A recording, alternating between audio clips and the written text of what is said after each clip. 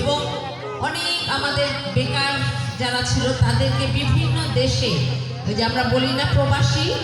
ওনার সময় কিন্তু শুরু হয় প্রবাসীরা বিদেশে যেতে পারে, সৌদি আরব সহ মধ্যপ্রাচ্যের বিভিন্ন দেশে উনি প্রবাসী মন্ত্রণালয় তৈরি করলেন এবং বাংলাদেশ থেকে সমস্ত গ্রামগঞ্জ থেকে ছেলেপেলেরা ওই যে সৌদি আরবে যায়, কাতার, বাহরাইন, তাই না, আর একটা সে ব্রুনাই, এই সমস্ত যে দেশে যে তারা ওখানে কাজ করে। তারপরে উনি আরও কি করলেন, যারা মেধাবী ছাত্রছাত্রী ভালো রেজাল্ট করেছিল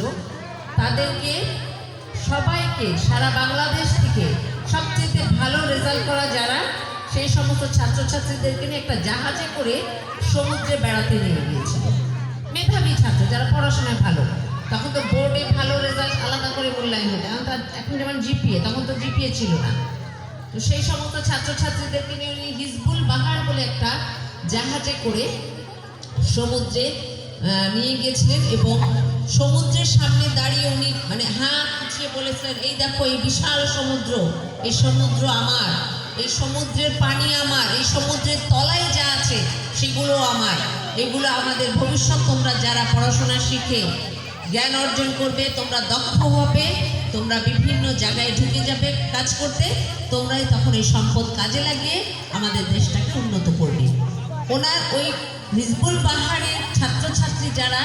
পরবর্তীতে অনেকে লেখা আমরা পড়েছি যে ওনার কথা বলার ধরন সহজ সরল এবং সামনে ভবিষ্যতের একটা